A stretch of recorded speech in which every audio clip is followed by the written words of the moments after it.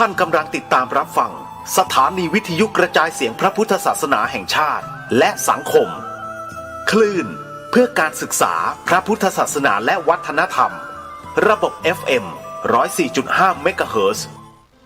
รายการต่อไปเป็นรายการคดีโลกคดีธรรม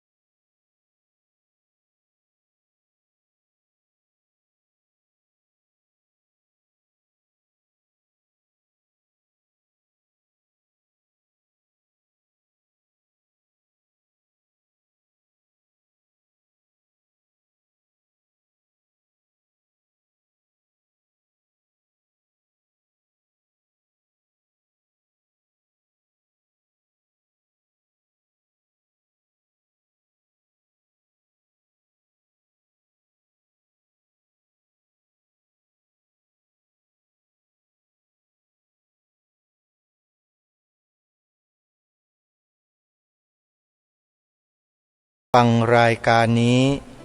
ผ่านทางสถานีวิทยุพระพุทธศาสนาแห่งชาติคลื่นต่างๆได้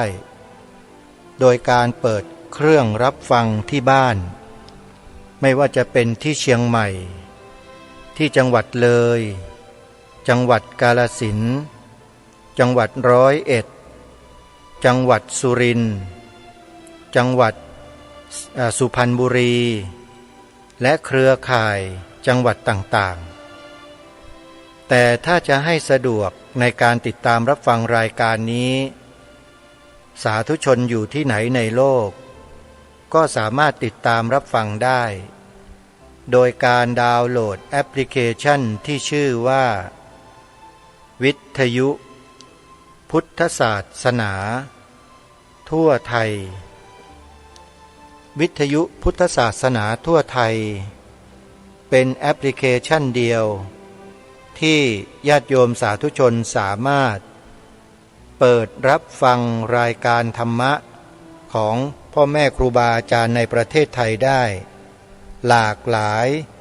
เวอร์ชันครูบาอาจารย์หลายๆรูปที่มีชื่อเสียงที่เป็นที่ยอมรับจะถูกนำมาเปิดผ่านแอปพลิเคชันนี้ทั้งหมดโดยสถานีวิทยุพระพุทธศาสนาแห่งชาติคลื่นต่างๆที่รวมกันอยู่ภายในแอปพลิเคชันนี้มากถึง47สถานีทั่วไทยสถานีวิทยุเหล่านี้มีผู้บริหารเป็นพระสงฆ์ล้วนๆโดยเฉพาะผู้อำนวยการสถานีวิทยุเป็นพระสงฆ์ทั้งหมดและส่วนมากก็เป็นเจ้าอาวาสวัดมีอำนาจสิทธิ์ขาดในการดำเนินการจัดตั้งสถานีวิทยุไว้ภายในวัดเพื่อเผยแผ่พระพุทธศาสนาเป็นหลักและไม่มีการโฆษณาชวนเชื่อขายสินค้าใดๆทั้งสิ้นนอกจากประชาสัมพันธ์งานบุญต่างๆให้สาธุชนได้ร่วมกันสร้างบุญสร้างบารมีสร้างความดีให้กับสังคมล้วนๆไม่มีอะไรที่เป็นโทษเป็นบาปเลยสถานีวิทยุพระพุทธศาสนาเหล่านี้จึงอยู่ในฐานะที่ควรสนับสนุนส่งเสริมโดยประการเดียวไม่ควรมาขับไล่ไม่ควรมาดำเนินการปิด โดยประการทั้งปวงควรส่งเสริมสนับสนุนโดยส่วนเดียวเท่านั้นถ้าใครสั่งปิดหรือดำเนินการให้ปิดสถานีวิทยุของพระสงฆ์เป็นบาปเป็นกรรมอย่างมากคนที่สั่งการก็ดีคนที่กระทำก็ดีจะตกนรกหมกไหม้ไปนานแสนนานกรรมนั้นก็จะส่งผลไปทุกภพทุกชาติไม่มีวันจะสว่างมีแต่จะอยู่ในที่มืดอย่างเดียวเพราะทำลายแสงสว่างคือพระธรรมคำสอนของพระสัมมาสัมพุทธเจ้าใครก็ตามที่สนับสนุนที่ส่งเสริมสถานีวิทยุพระพุทธศาสนาที่ออนแอร์ออกอากาศเปิดธรรมะให้ผู้คนในสังคมหายมืดบอดผู้นั้นได้บุญได้กุศลแรงมากพระพุทธเจ้าตรัสไว้ชัดเจนว่าสัพพทานังธรรมทานังชินาติการให้ธรรมะเป็นทานชนะการให้ทั้งปวงการบริจาคเพื่อสนับสนุนธรรมะให้แพร่กระจายขยายไปทั่วจึงเป็นมหากุศลที่แรงมากเท่ากับว่าให้ธรรมะเป็นทานชนะการให้ทั้งปวงจึงขอเรียนเชิญเจริญพรสาธุชนคนดีทั้งหลายที่ต้องการบุญกุศลแรงอานิสงส์มากช่วยกันสนับสนุนทำบุญกับสถานีวิทยุพระพุทธศาสนาของครูบาอาจารย์ของเราที่ท่านกำลังสดับรับฟังอยู่นี้เถอะท่านจะได้บุญอย่างมากเลยปวารณาตนทุกเดือนโยมเดือนละครั้งทำตามกำลังที่เราไม่เดือดร้อนเพื่อเป็นค่ากระแสไฟฟ้าให้พ่อแม่ครูบาอาจารย์ของเรานะโยมนะอาตมาภาพก็ได้อาศัยพ่อแม่ครูบาอาจารย์ของเรานี่แหละออกรายการคดีโลกคดีธรรมอยู่ทุกวันทุกวันทุกวันพ่อแม่ครูบาอาจารย์ท่านก็เมตตานำรายการนี้มาจัดลงระบบออกอากาศทุกวันทุกวันทุกวันให้อาตมาภาพก็ไม่มีอะไรที่จะตอบแทนครูบาอาจารย์ท่านนอกจากบอกบุญญาติโยมให้ร่วมด้วยช่วยกันสนับสนุนสถานีวิทยุของครูบาอาจารย์ของเราด้วยกันโยมผู้สนับสนุนนั้นน่ะก็จะได้บุญได้มหากุศลที่แรงด้วยเขาเรียกว่าบอกบุญต่อกันโยมแล้วอย่าลืมดาวน์โหลดแอปพลิเคชันวิทยุพุทธศาสนาทั่วไทยเพื่อติดตามรับฟังรายการธรรมะดีๆที่พ่อแม่ครูบาอาจารย์ของเราได้จัดสรรคัดเลือกมาเปิดให้เราฟังกันเป็นอย่างดีนั้นแล้วด้วยเราก็จะได้รับความรู้อย่างมากมายหลากหลายสิ่งใดที่เรารู้แล้วเรายังคลุมเครืออยู่ยังไม่แน่ใจเมื่อเราฟังซ้ำอีกครั้งฟังซ้ำไปเรื่อยๆความเข้าใจก็จะเกิดขึ้นในที่สุดเมื่อความเข้าใจในเบื้องต้นที่เรียกว่าสุตตมยปัญญาเกิดเราก็นำสุตตมยปัญญานี้แหละไปต่อยอดให้จินตามยปัญญาซึ่งเป็นปัญญาระดับที่สูงขึ้นนั้นเกิดขึ้นและตัวจินตามยปัญญานั้นเมื่อเกิดขึ้นแล้วก็จะเป็นเหตุเป็นปัจจัยให้ภาวนามยปัญญาคือปัญญาขั้นสูงสุดที่ตัดกิเลสได้นั้นเกิดขึ้นตัดกิเลสออกเป็นส่วนๆไปตามลำดับปัญญาที่เรามีนั้นถ้าเราฟังเยอะๆฟังมากๆด้วยจิตที่พิจารณาด้วยปัญญาที่แหลมคมขบปัญหาทั้งหลายทั้งปวงตามเหตุตามปัจจัยได้เห็นแจ้งรู้จริงตัวปัญญาภาวนาก็จะเกิดขึ้นตัดกิเลสในเบื้องต้นอย่างที่เคยกล่าวกับท่านผู้ฟังไว้ได้นั่นก็คือสักกายทิฏฐิ ศีลพัตตปรามาสวิจิกิจฉา3 ตัวนี้แหละที่เป็นปัญหาให้แก่โลกใบนี้มานานแสนนานเบื้องต้นค้นไม่พบเบื้องปลายหาไม่เจอวัฏฏะสงสารนี้ไม่มีเบื้องต้นไม่มีเบื้องปลายโยมมันหมุนวนกันตามเหตุปัจจัยอยู่อย่างนี้ร่ำไปใครที่สามารถหลุดออกจากวงจรของวัฏฏะสงสารได้ผู้นั้นแหละพระสัมมาสัมพุทธเจ้าตรัสเรียกว่าผู้ประเสริฐถ้าเราต้องการเป็นผู้ที่ประเสริฐเราก็ควรจะสดับรับฟังพระธรรมคำสอนของพระสัมมาสัมพุทธเจ้าที่ถูกต้องถูกตรงตามจริตของเราไม่ใช่ว่าฟังอยู่เพียงแค่ธรรมะข้อเดียวเทศอยู่ข้อเดียวแล้วจะให้คนทั้งโลกรู้ได้ยังไงฟังอยู่ข้อเดียวเช่นปฏิจจสมุปบาทเนี่ยโยมฟังกันรู้เรื่องเรื่องปฏิจจสมุปบาทอาตมาภาพเองเนี่ยเคยตั้งปณิธานไว้ว่าบวชมาแล้วจะสอนปฏิจจสมุปบาทแก่มนุษย์ในโลกแต่ก็ไม่ได้สอนสักคราเพราะมาพิจารณาเห็นสภาวะจิตของมนุษย์ในโลกของเราแต่ละคนแล้วเนี่ยไม่สามารถที่จะนำปฏิจจสมุปบาทเนี่ยมาพูดให้คนเข้าใจได้ง่ายๆไม่สามารถทำได้เลยเพราะมนุษย์ในโลกส่วนมากยังยึดติดอยู่ในอัตตาตัวตนอยู่ยังติดในสมมุติบัญญัติกันอยู่วิธีการที่จะทำให้มนุษย์ในโลกหลุดออกจากความยึดมั่นถือมั่นในสมมุติทั้งหลายนี่ก็เป็นเรื่องที่ยากแล้วแล้วจะป่วยกล่าวไปยัยให้มนุษย์เข้าใจปฏิจจสมุปบาททั้งสายนั้นได้มันยากนะโยมใครที่บอกว่าง่ายนั่นน่ะคิดผิดหรือเปล่าพิจารณาให้ดีนะปฏิจจสมุปบาทไม่ใช่เรื่องของง่ายถ้าหากว่าไม่เคยผ่านกระบวนการฝึกฝนอบรมจิตของตนมาก่อนอย่างเข้มข้นขอย้ำนะอย่างเข้มข้นนะครับท่านยังมองไม่เห็นการเกิดดับที่เป็นจริงตามสภาวะที่เกิดขึ้นท่านจะมาเข้าใจปฏิจจสมุปบาทเลยเนี่ยมันไม่ได้นะครับต้องผ่านการฝึกฝนอบรมจิตด้วยวิปัสสนาธุระมาก่อนแล้วท่านมาฟังเรื่องปฏิจจสมุปบาทท่านจะเข้าใจง่ายแล้วเข้าถึงได้ง่ายด้วยจากประสบการณ์ของผู้ดำเนินรายการที่พูดอยู่นี้พูดจากประสบการณ์ตรงๆเดิมทีเป็นคนธรรมดาสามัญทั่วไปนี่แหละ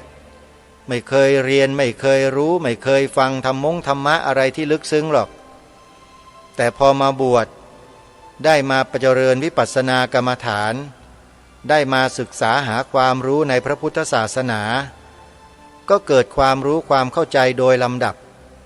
ตามขั้นตอนที่พ่อแม่ครูบาอาจารย์ท่านอบรมพร่ำสอนจากนั้นก็ตั้งปณิธานเลยว่าจะสอนคนให้รู้จักปฏิจจสมุปบาทให้ได้แต่ชีวิตมันก็พลิกผันมาไม่ได้ให้เป็นครูสอนตามที่ตนเองตั้งใจไว้ตอนแรกเหตุและปัจจัยมันไม่ได้พาไปทางนั้นญาติโยมทั้งที่ก็มีหนังสือมาเชิญให้ไปเป็นครูสอนพระอภิธรรมจากโรงเรียนพระอภิธรรมส่วนกลางด้วยซ้ำไปก็ยังไม่สามารถที่จะไปยืนเป็นครูสอนพระอภิธรรมตามข้อที่เขาเรียกร้องได้เพราะเหตุปัจจัยไม่พร้อมคนเราถ้าเหตุปัจจัยยังไม่พร้อมเนี่ยโยมทำอะไรไปมันก็ไม่สำเร็จแล้วก็มันไม่ดีด้วยก็เลยตัดสินใจปฏิเสธยังไม่พร้อมยังไม่ใช่วาระที่จะต้องไปสอนคนโน้นคนนี้ตามหลักสูตรที่มีอยู่ก็เลยสอนแบบทั่วๆไปเหมือนกับครูบาอาจารย์ทั่วๆไปของเราเมื่อมีโอกาสได้รับนิมนต์ไปแสดงธรรมไปแสดงไปบรรยายก็ใช้โอกาสนั้นสอนบอกบ้างเล็กๆน้อยๆพอให้รู้จักแต่จะเจาะลึกลงไปตามสภาวะตามความเป็นจริงตามขั้นตอนของปฏิจจสมุปบาทนั้นก็ยังไม่ได้สอน ปฏิจจสมุปบาทนั้นมีองค์12ญาติโยมนะมีองค์12นะมีอะไรบ้างมีอวิชชาสังขารวิญญาณนามรูปสลายตนะผัสสะเวทนาตัณหาอุปาทานภพชาติชรามรณะโสกะปริเทวทุกข์โทมนัสอุปายาสะสัมภวันติที่เกิดขึ้นตามลำดับนี่เขาเรียกว่าปฏิจจสมุปบาทสายเกิดถามว่าปฏิจจสมุปบาทคืออะไรตอบแบบชาวบ้านเข้าใจง่ายๆนะโยมนะ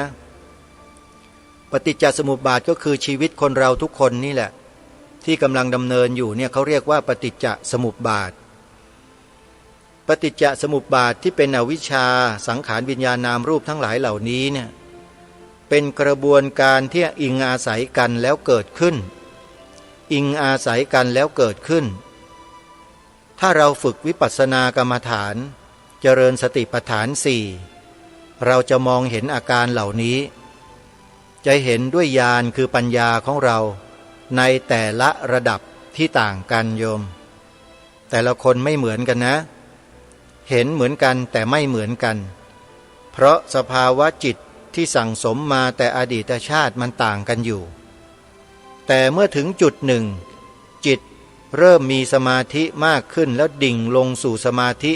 สูงขึ้นเมื่อไหร่สภาวะเดียวกันที่เรียกว่าปรมัตถสัจจะจะปรากฏเมื่อปรมัตถสัจจะปรากฏแล้วทีนี้ไม่มีการแยกแล้วเป็นเอกีภาโวเป็นสภาวะเดียวกันหมดเลยสภาวะอะไรฮะอนิจจังทุกขังอนัตตาจุดนี้แหละที่จะทำให้เราเข้าใจพระธรรมคำสอนของพระสัมมาสัมพุทธเจ้าได้ดียิ่งขึ้นเพราะมาเห็นอย่างชัดแจ้งรู้จริงว่าสัพเพสังขาราอนิจจาสัพเพธัมมาอนัตตาตินี่แหละคือจุดเดียวกันของผู้ที่สนใจใฝ่ธรรมะศึกษาเรียนรู้ธรรมะก็จะเข้าใจในปฏิจจสมุปบาทเบื้องต้นเช่นนี้เพราะฉะนั้นจะให้นำปฏิจจสมุปบาทไปเที่ยวสอนตามที่ต่างๆโดยทั่วๆไปคนทั่วๆไปที่ยังมั่วซั่วอยู่กับกิเลสตัณหามานะทิฏฐิอยู่เนี่ยจึงเป็นเรื่องที่ไม่ใช่ทำได้โดยง่ายดายและไม่ใช่เป็นเรื่องที่จะทำได้ด้วยซ้ำไปซึ่งทุกวันนี้เห็นคนเราเนี่ยไปปราบไปปลื้มกับบุคคลที่นำปฏิจจสมุปบาทมาเผยแพร่แล้วก็ไปยินดีไปชื่นชมไปเคารพไปบูชาเทิดทูนเป็นเทพเจ้าอยู่ทุกวันเนี่ยอาตมาภาพขอบอกเลยว่านั่นน่ะอันตรายมากคุณรู้ในระดับแค่สุตตะสุตตะคือการฟังอธิบายเท่านั้นเองแต่คุณยังไม่สามารถจะเจาะลึกลงไปในใจของคุณเองให้เห็นชำแรกออกมาให้ชัดได้เพราะยังไม่ได้ผ่านการภาวนาอย่างละเอียดอย่างลึกซึ้งอย่างเข้มข้นคุณจะรู้แค่ระดับแค่สุตตะอย่างเดียวไม่พอนะฮะสุตตะนี้ไม่พอนะมันไม่สามารถไปทำลายกิเลสในขั้นละเอียดในขั้นปานกลางได้เลยทำลายไม่ได้แต่กิเลสหยาบๆเท่านั้นเองวีติกมกิเลสในระดับนั้นเท่านั้นปริยุทธานกิเลสนั้นยังไม่หวั่นไหวยังไม่สะเทือนเลยจะกล่าวไปใยกับอนุสัยกิเลสล่ะเต็มไปหมดเลยฮะไม่เช่นนั้นมันคงไม่มาทะเลาะเบาะแว้งกันเหมือนอย่างทุกวันนี้หรอกเห็นไหมเต็มไปหมดเลยขัดแย้งกันทะเลาะกันในเรื่องการแสดงธรรมในเรื่องการเอากระโถนฟาดปากในเรื่องอะไรต่างๆนั่นนะมันใช่ที่ไหนน่ะมันไม่ใช่ทั้งนั้นนะครับถ้าเข้าถึงแล้วมันจะไม่ทะเลาะกันจะไม่ทำอะไรที่มันแปลกแยกออกไปจากสิ่งที่เคยเป็นมาและเป็นไปอยู่คณะสงฆ์ไทยของเรา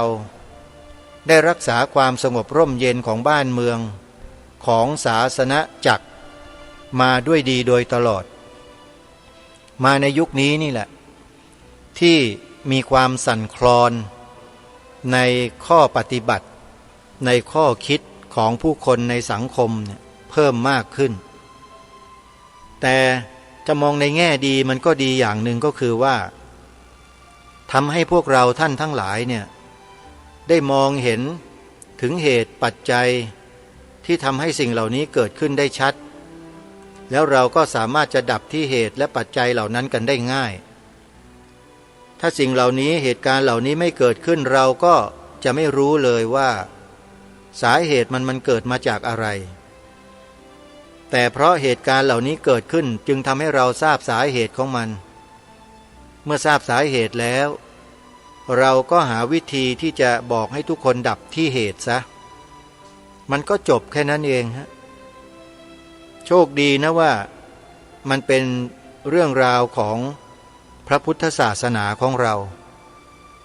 พอเกิดความขัดแย้งในข้อปฏิบัติในข้อคิดต่างๆเราไม่จำเป็นต้องจับอาวุธเข็นฆ่ากันเหมือนบางลัทธิความเชื่อบางลัทธิความเชื่อนี่เขาขัดแย้งกันไม่ได้นะคำสอนไหนที่ไม่ตรงกันไม่ถูกกันเนี่ยเขาฆ่ากันทิ้งเลยนะหยิบอาวุธขึ้นมาเข็นฆ่าล้างกันหมดเลยนั่นคือพวกลัทธิความเชื่อที่ใช้อาวุธใช้กำลังเข็นฆ่ากันเพื่อแก้ปัญหาแต่พระพุทธศาสนาใช้ปัญญาแก้ครับใช้สติและปัญญาแก้พวกเราจึงไม่ขาดนักปราชญ์บัณฑิตผู้มีปัญญาก็จะเดินหน้ากันออกมาแก้ปัญหาเหล่านั้นด้วยสันติวิธีกันตลอดไม่มีการเข็นฆ่ากันแม้แต่คนเดียวฮะแม้แต่พระปีนเสาเห็นไหมโยมไม่ต้องไปเข็นฆ่าทำลายท่านไม่ต้องไปทำอะไรท่านมากใช้ข้อคิดใช้หลักธรรมเข้าไปแก้ปัญหาทุกอย่างก็จบนี่คือความงดงามของพระพุทธศาสนาความงดงามของชาวพุทธของเราที่สามารถสัมผัสได้เรียนรู้ได้เข้าใจกันได้อาตมภาพถึงพยายามบอกกับพวกเราท่านทั้งหลายว่า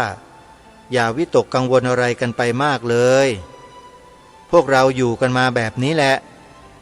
ยามศึกเราก็รบยามสงบเราก็ช่วยกันพัฒนาไอ้การรบในที่นี้ไม่ใช่หมายถึงรบทัพจับศึกนำอาวุธไปเข็นฆ่าศัตรูไม่ใช่นะฮะที่พูดเนี่ยการรบในพระพุทธศาสนาก็คือรบกับกิเลสในใจของเราเองรบพุ่งกับมันฆ่ามันทิ้งให้มันตายให้เรียบกิเลสในใจนี่แหละสำคัญมากไม่ว่าวงการไหนทั้งเหลืองทั้งสีมีกิเลสกันทั้งนั้นแหละถ้าหากว่าไม่รู้จักไม่เท่าทันกิเลสในใจมันก็จะเป็นปัญหาขึ้นในหมู่นั้นคณะนั้นไม่มีวันสิ้นสุดตรงนี้ไม่ต้องไปให้ใครมาชี้มาบอกหรอกทุกคนนั้นทราบด้วยเองดีอยู่แล้วว่ามีกิเลสมากน้อยเพียงใดเป็นตัวสร้างปัญหาหรือไม่ทุกคนย่อมรู้ตัวเองทั้งนั้นนะอย่างใครบางคนหรือบางคนเนี่ยนะก็ทำหน้าที่มาเป็นปกติอย่างดีไม่มีปัญหากับใครแต่อยู่มาก็ถูกกลั่นแกล้งถูกเบียดเบียนโดยกิเลสของใครบางคนเนี่ยอันนี้ก็ถือว่าเป็นการกระทำที่ถูกต้องหรือไม่อย่างไรก็ลองไปพิจารณากันดูท่านผู้ฟังนะฮะอยู่ดีๆนะทำสิ่งที่ดีมาตลอดตั้งใจดีมาตลอดแต่ถูกอำนาจบางอย่างที่แฝงไปด้วยกิเลสตัณหาอุปาทานดำเนินการให้เปลี่ยนแปลงไปให้เป็นไปในทางที่ไม่ชอบอย่างนี้มันมีอยู่นะในสังคมเนี่ยทีนี้จะทำยังไงกับปัญหาเหล่านี้นิ่งครับนิ่งแล้วใช้ปัญญาสยบปัญหาทั้งหลายทั้งปวงด้วยปัญญาและความสงบนิ่งสงบนิ่งในที่นี้ไม่ใช่ซื่อบื้อนะท่านซื่อบื้อไม่ได้นะครับสู้กับกิเลสตัณหาของคนเนี่ยจะซื่อบื้อไม่ได้จะต้องใช้ปัญญาใช้สติเข้าไปแก้ปัญหา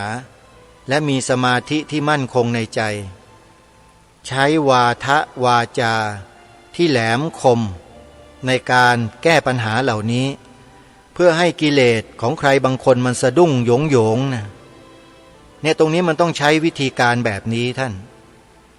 นะ อันนี้ต้องขอฝากพวกเราชาวพุทธทุกคนว่าเวลาเจอสถานการณ์อะไรที่มันไม่ค่อยจะชอบมาพากลเนี่ยขออย่างเดียวอย่าหวั่นไหวง่ายๆจงอย่าหวั่นไหวง่ายๆนิ่งอยู่กับสถานการณ์นั้นให้ได้สักระยะหนึ่งสถานการณ์เหล่านั้นมันอยู่ไม่ทนทานหรอกเดี๋ยวมันก็ผันแปรแล้วก็เปลี่ยนไปในที่สุดนะอันนี้เป็นสิ่งที่ทดสอบมาหลายครั้งแล้วทดลองมาหลายครั้งแล้วเจอมาหลายครั้งแล้วจึงพูดได้นะจึงพูดได้ถ้าเกิดไม่เคยเจอไม่มีประสบการณ์มาก่อนเนี่ยก็ไม่สามารถจะพูดอย่างนี้ได้หรอกแต่เพราะเจอมาเยอะแล้วและก็กำลังเจอในปัจจุบันก็มีอยู่ก็อาศัยความสงบนิ่งจิตใจที่มุ่งมั่นอธิษฐานถึงสัจจะบารมีอธิษฐานบารมีที่ตนเองทำมานี่แหละนะตั้งมั่นไว้ในใจนะแล้วก็ขอให้นะสิ่งที่เป็นสัมมาทิฏฐิทั้งหลายทั้งปวงเทพเทวาสัมมาทิฏฐิที่มีอยู่ถ้ามีอยู่จริงนะจงลงมาปกปักรักษาคุ้มครองเพื่อให้ได้ในสิ่งที่ตนเองควรจะได้ควรจะมีและควรจะเป็นนั้นให้คงอยู่เพื่อประโยชน์ข้างหน้าต่อไปนี่คือสิ่งที่เราสามารถทำได้ก็เท่านี้แหละคงไม่สามารถจะไปหยิบอาวุธไปต่อสู้เข็นฆ่าไปทำลายล้างเหมือนอย่างลัทธิความเชื่ออื่นๆในโลกนั้นไม่ได้ฮะศาสนาพุทธทำอย่างนั้นไม่ได้โยมนอกจากลาออกจากศาสนาก่อนแล้วค่อยไปทำแต่อาตมาภาพก็คงจะไม่อย่างนั้นหรอกโยมนะไม่ต้องถึงขนาดนั้นนะแต่คนอื่นไม่แน่นะ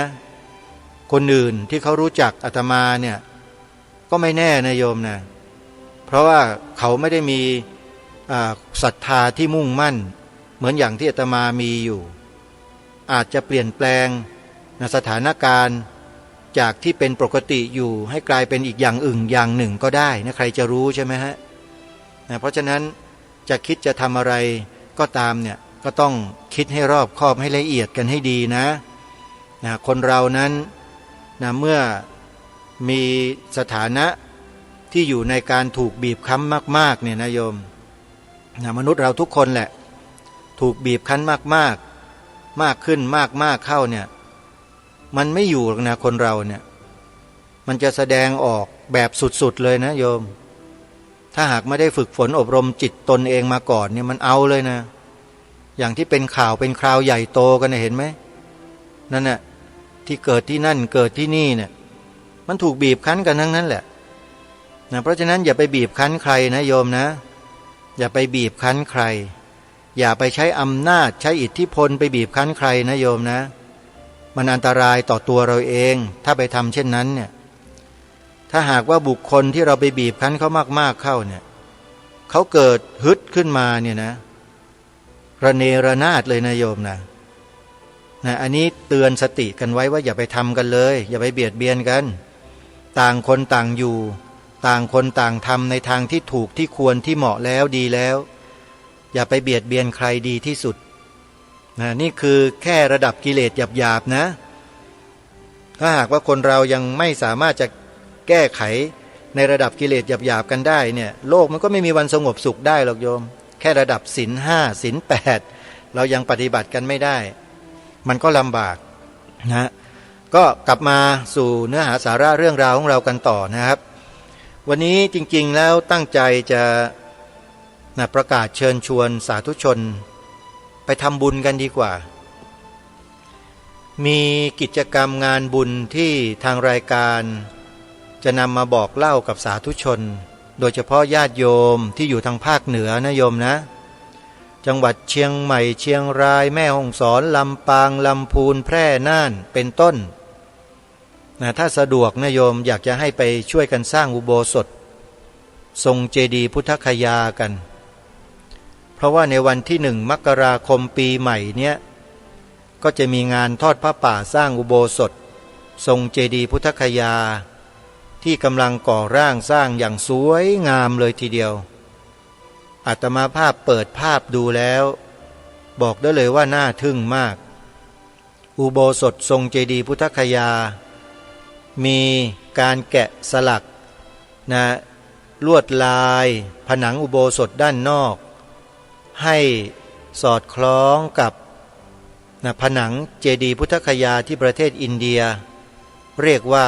ถอดแบบมาจากอินเดียเลยทีเดียวสวยงามจริงๆโยมนะใครต้องการจะไปเห็นภาพด้วยตนเองณขณะนี้นะโยมไปกันได้เลยเมื่อไปภาคเหนือเชียงใหม่กันแล้วให้โยมขับรถไปที่อำเภอแม่แตงไปอำเภอแม่แตงแล้วก็กด GPRS พิมพ์ชื่อวัดหนองกายโยมเข้าไปดูเถอะถ้าไปเชียงใหม่แล้วเนี่ย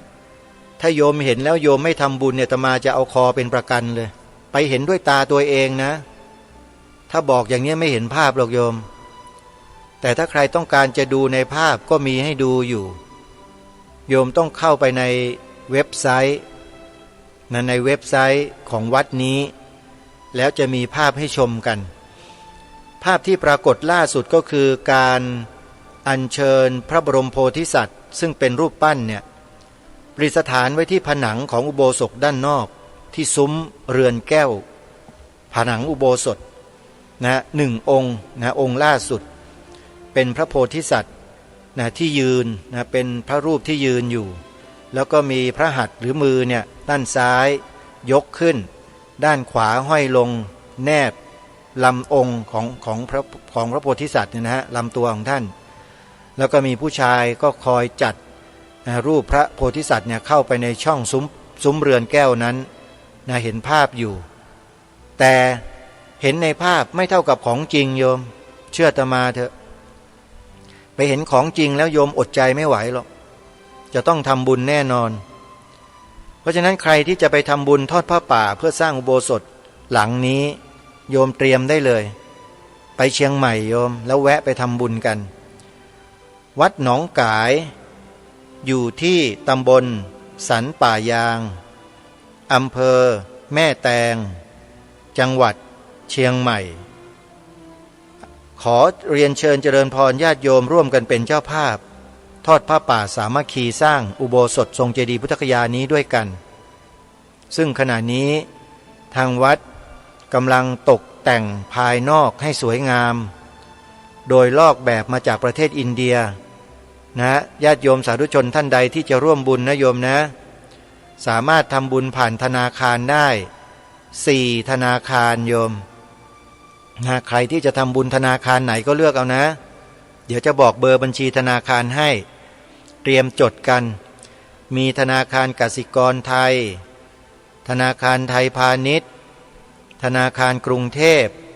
ธนาคารกรุงไทย4ธนาคารโอนปัจจัยเข้าร่วมบุญได้เลยชื่อบัญชีเดียวกันคือกองทุนอุโบสถวัดหนองกายโยมมี4บัญชีนะแล้วก็มีเบอร์โทรศัพท์4 หมายเลข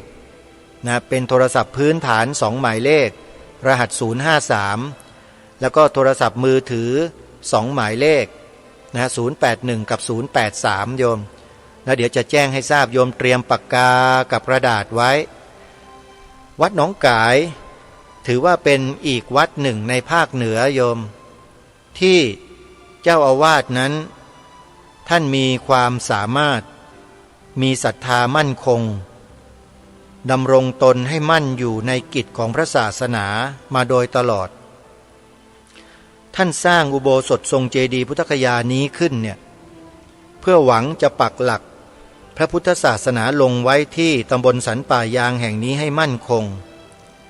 และให้เป็นจุดศูนย์รวมจิตใจของผู้คนในภาคเหนือให้น้อมรำลึกนึกถึงองค์พระบรมศาสดาสัมมาสัมพุทธเจ้า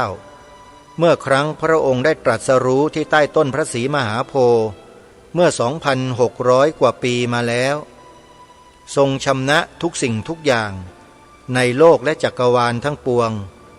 สำเร็จเป็นพระอรหันตสัมมาสัมพุทธเจ้ามีพระสัพพัญญุตญาณอย่างรู้ดินฟ้าอากาศโลกนี้โลกหน้าอนาคตอดีตทั้งหมดทั้งสิ้นทรงรู้แจ้งเห็นจริงทั้งปวงทรงเป็นศาสดาเอกของโลก วัดหนองกายจึงได้จัดสร้างอุโบสถนี้ขึ้นเพื่อใช้เป็นสถานที่ทำสังฆกรรมของสงฆ์และใช้เป็นสถานที่จัดกิจกรรมอันเป็นบุญเป็นกุศลเป็นมหามงคลขึ้นท่านใดจะร่วมบุญสร้างอุโบสถทรงเจดีย์พุทธคยาหลังดังกล่าวสามารถโอนปัจจัยทำบุญเข้าบัญชีธนาคารทั้ง4ธนาคารนี้ได้ดังต่อไปนี้ธนาคารกสิกรไทยเลขบัญชี087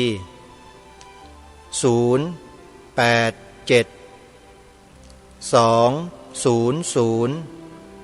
7008ธนาคารไทยพาณิชย์เลขบัญชี853103097ธนาคารกรุงเทพเลขบัญชี358-075-2974ธนาคารกรุงไทยเลขบัญชี876-062-3152ทั้ง4บัญชีนี้ชื่อเดียวกันว่ากองทุนอุโบสถวัดหนองกายท่านสามารถโทรศัพท์เพื่อสอบถามรายละเอียดเพิ่มเติมได้ที่หมายเลข053-374-095-6เบอร์โทรศัพท์พื้นฐานรหัส053มี3เบอร์นะโยมนะมี3เบอร์และเบอร์มือถือ2เบอร์083-789-3642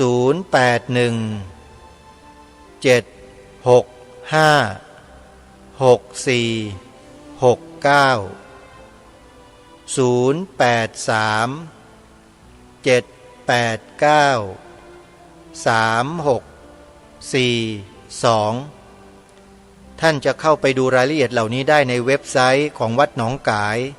โดยเข้าไปดูที่วัดหนองกาย .com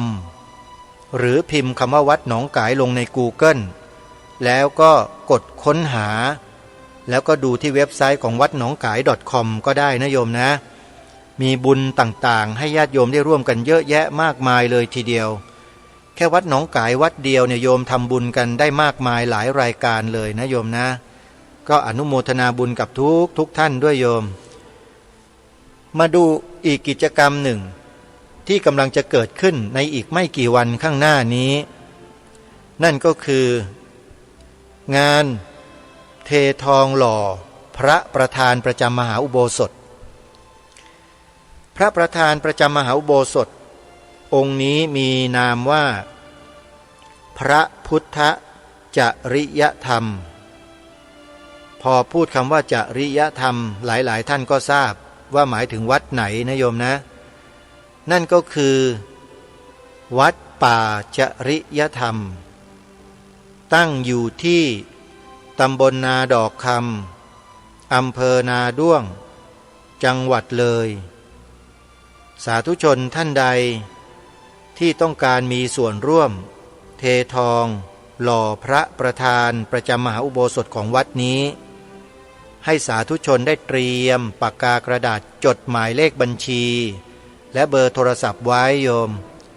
มีส่วนร่วมกันสร้างอุโบสถและเททองหล่อพระประธานประจำมหาอุโบสถวัดนี้จะจัดงานตั้งแต่วันที่28ธันวาคมศกนี้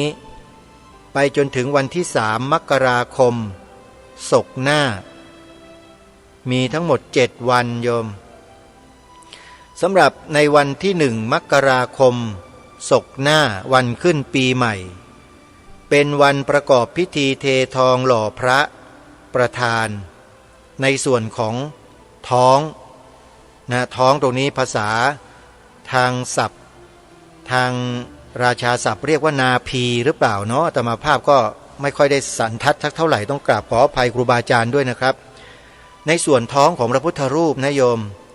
จะหล่อที่ส่วนนี้เพราะว่าพระพุทธรูปองค์นี้องค์ใหญ่มากนะจะหล่อครั้งเดียวเนี่ยไม่สำเร็จโยมต้องใช้เป็นวาระเนี้ยเป็นวาระที่3แล้วนะแล้วก็เททองหล่อวาระละปีละ1ครั้งในวันปีใหม่ของทุกปีเลยปีนี้อาตมาภาพก็จะไปร่วมงานด้วยที่วัดป่าจริยธรรมนี่แหละนะตั้งใจกันไว้แล้วรวมถึงงานต่อไปที่จะประชาสัมพันธ์ให้ทราบนั่นก็คืองานฉลองอุโบสถของวัดศรีอุดมวงศ์ด้วยแต่จะจัดงานหลังจากนี้หลังจากวัดป่าจริยธรรมไปแล้วประมาณ18วันก็จะเริ่มงานที่วัดศรีอุดมวงศ์แต่ที่วัดป่าจริยธรรมเนี่ยโยมมีปฏิบัติธรรม7วัน7คืนด้วยนะเริ่มงาน28ธันวาศกนี้ไปสิ้นสุดวันที่3มกราคมศกหน้าวันที่1มกราคมขึ้นปีใหม่หล่อพระกันนะใครสนใจที่จะร่วมบุญนะโยมนะให้จดหมายเลขบัญชีธนาคารไว้ใครที่จะร่วมเป็นเจ้าภาพหล่อพระประธานพุทธจริยธรรมของวัดป่าจริยธรรมในปีนี้ให้โยมโอนปัจจัยร่วมบุญได้เลยที่บัญชีธนาคารกรุงไทยธนาคารกรุงไทยหมายเลขบัญชีช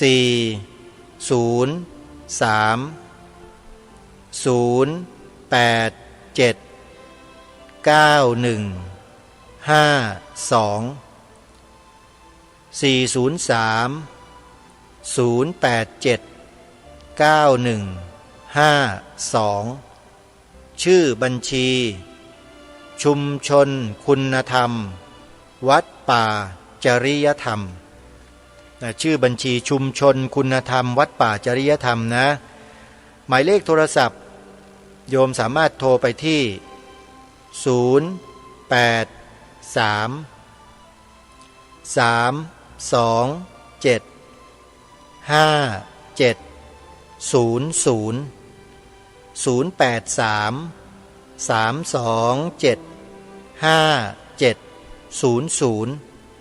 แล้วไปพบกันที่วัดป่าจริยธรรมนะโยมนะไปร่วมบุญกันอีกงานหนึ่งถัดจากงานวัดป่าจริยธรรมไปอยู่ในจังหวัดเลยเหมือนกันก็คือที่กล่าวไปเมื่อสักครู่คืองานผูกพัทธสีมาปิดทองฝังลูกนิมิตฉลองอุโบสถหลังใหม่วัดศรีอุดมวงศ์วัดศรีอุดมวงศ์ตั้งอยู่ที่ตำบลศรีสงครามอำเภอวังสะพุงจังหวัดเลยโดยมีท่านอาจารย์พระครูดมวรานุวัตรเป็นเจ้าอาวาสท่านได้สร้างอุโบสถมาเป็นระยะเวลา2 ปีบริบูรณ์เสร็จสิ้นแล้วก็จะทำพิธีฉลองใหญ่ในเดือนมกราคมศกหน้าตั้งแต่วันที่18มกราคมเป็นต้นไปจนถึงวันที่28มกราคมสาธุชนท่านใดที่จะร่วมบุญกับทางวัดศรีอุดมวงศ์นะโยมนะอาตมาภาพจะขอโอกาสแจ้งหมายเลขโทรศัพท์ให้ญาติโยมเข้าไปโทรศัพท์เพื่อสอบถามรายละเอียดเพิ่มเติมนะวัดศรีอุดมวงศ์นั้นนะตั้งอยู่ที่ตำบลศรีสงครามอำเภอวังสะพุงจังหวัดเลยจัดงานฉลองอุโบสถ 18-28 มกราคมนี้นะใครที่จะเข้าไปชมไปดูไปฟังรายละเอียดสามารถเข้าไปใน Facebook และในช่อง YouTube ของวัดศรีอุดมวงศ์ Official ได้เลยวัดศรีอุดมวงศ์ Official ทั้ง Facebook และ YouTube โยมก็จะทราบข้อมูลรายละเอียดในนั้นนะโยมนะก็ขอฝากสาธุชนที่ติดตามรับชมรับฟังรายการต่างๆที่วัดศรีอุดมวงศ์ได้ออกอากาศเนี่ยก็ขอให้พวกเราได้ช่วยกันส่งต่อช่วยกันแชร์ช่วยกันประชาสัมพันธ์งานบุญใหญ่นี้ด้วยกันได้บุญได้กุศลด้วยกันนะโยมนะ สำหรับใครที่จะติดต่อสอบถามรายละเอียดที่วัดศรีอุดมบงศ์ก็สามารถโทรไปได้ที่หมายเลขโทรศัพท์0 8 9 8 4 0 4 9 6 8 0 8 9 8 4 0 4 9 6 8ขออนุโมทนาบุญกับทุกท่านนะโยมนะสำหรับเบอร์บัญชีของวัดศรีอุดมวงศ์นั้นสาธุชนสามารถเปิดดูใน Facebook และในช่อง YouTube ของวัดศรีอุดมวงศ์ได้เลยหรือจะโทรศัพท์สอบถามไปตามหมายเลขที่แจ้งไปเมื่อสักครู่นี้ถึงเบอร์ของท่านเจ้าอาวาสโดยตรงโยม0898404968นะโยมนะอนุโมทนาบุญกับทุกท่านไว้ณโอกาสนี้ทีนี้เข้ามาสู่เนื้อหาสาระของรายการในช่วงท้ายนิดหนึ่งอย่างที่ได้ปรารภกับท่านผู้ฟังไปแต่ตอนต้นว่าการฟังธรรมที่สาธุชนฟังแล้วได้รับประโยชน์จะไม่มีโทษในการฟังนั้นจะต้องฟังธรรมะให้เป็นขั้นเป็นตอนเป็นลำดับไปไม่ใช่ว่าเรายังไม่เคยมีพื้นฐานความรู้ในด้านธรรมะใดๆมาก่อนอยู่ๆมีคนมาพูดธรรมะในระดับสูงๆอย่างปฏิจจสมุปบาทอย่างเนี้ยให้เราฟังเนี่ยนะฮะแล้วเราก็ไปฟังแต่สิ่งเหล่านั้นอย่างเดียวโดยไม่ศึกษาเรียนรู้ในเรื่องราวอื่นๆที่เป็นธรรมบทที่เป็นเรื่องราวของผู้คนบุคคลประวัติความเป็นมาของพระพุทธศาสนาอะไรต่างๆมาเลยเนี่ยสิ่งเหล่านี้มันเป็นปัญหาที่จะทำให้คนเรานั้นเกิดความโต้แย้งขัดแย้งกันขึ้นได้ง่ายเพราะเมื่อเราไปฟังปรมัตถสัจจะหรือสภาวะธรรมที่สูงกันเสียก่อนโดยไม่ศึกษามาตามลำดับตามขั้นตอนเนี่ยนะฮะพอมีใครมากล่าวมาแสดงธรรมะแบบตื้นๆแบบง่ายๆเพื่อให้ผู้คนที่ไม่เคยศึกษามาก่อนได้ศึกษาเรียนรู้พอเราได้ยินได้ฟังแล้วเราก็ปฏิเสธบอกว่าอย่างนู้นอย่างนี้ไม่ใช่พระพุทธเจ้าไม่เคยสอนอย่างนู้นอย่างนี้ไอ้อาการแบบนี้แหละที่น่าเป็นห่วงในสังคมชาวพุทธของเราแล้วที่มันกำลังเป็นอยู่ก็เป็นอย่างนี้นี่แหละ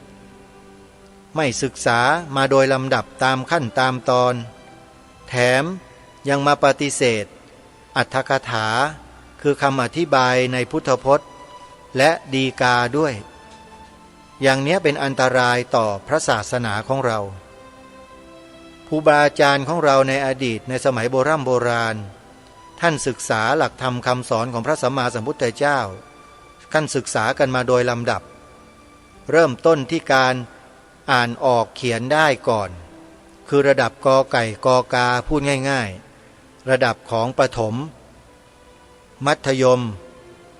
อุดมศึกษาลักษณะคล้ายๆคลึงกันกับทางโลกนั่นเลยอย่างนักธรรมตรีก็ต้องเรียนก่อน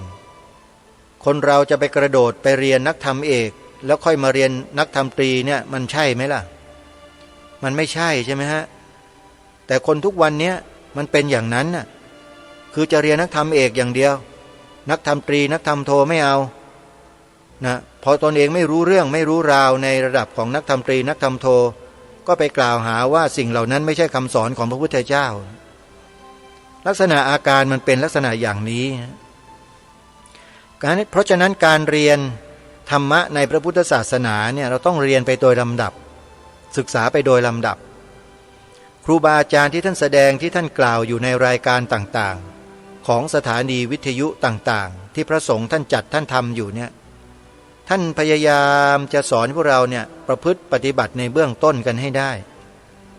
เรื่องไตรสิกขาเนี่ยง่ายๆเลยให้ทานรักษาศีลเจริญภาวนาสาธุชนจะเห็นว่าครูบาอาจารย์เราจะไม่ทิ้งใน3ลักษณะอาการที่สอนพวกเราตรงนี้เลยคือให้ทานรักษาศีลเจริญภาวนาการแสดงธรรม การจัดกิจกรรมแล้วมีการแสดงธรรมสอนธรรมะในรูปของการแสดงพระธรรมเทศนาหรือการบรรยายการเสวนาก็ดีเป็นการให้ความรู้ในขั้นพื้นฐานให้พวกเรามีความมั่นคงในใจว่าสิ่งที่เราพากันทำมาแล้วทำไปนั้นเป็นสิ่งที่ถูกต้องและเหมาะสมอยู่แล้วเราอย่าไปหวือหวาฮือฮาอยู่กับ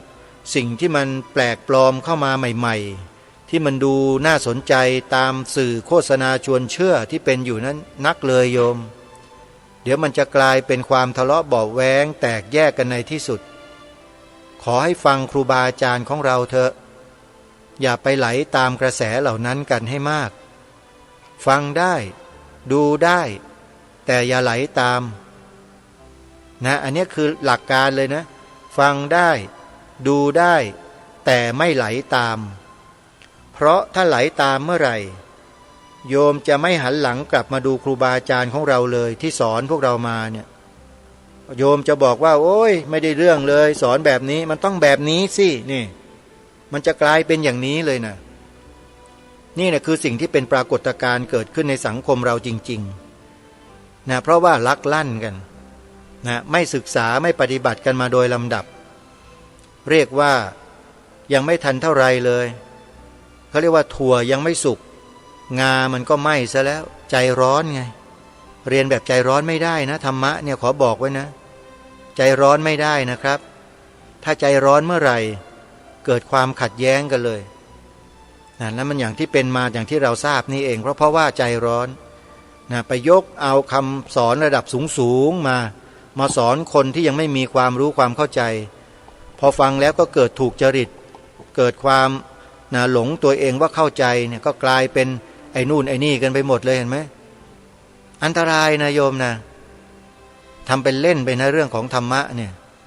จะเรียนจะรู้อะไรกันก็ตามจะต้องดูพื้นฐานให้ดีซะก่อนปูพื้นฐานให้ดีให้มั่นคงซะก่อนให้รู้ว่าทานศีลภาวนาเนี่ยที่ถูกต้องที่ดีที่ใช่นะคืออะไร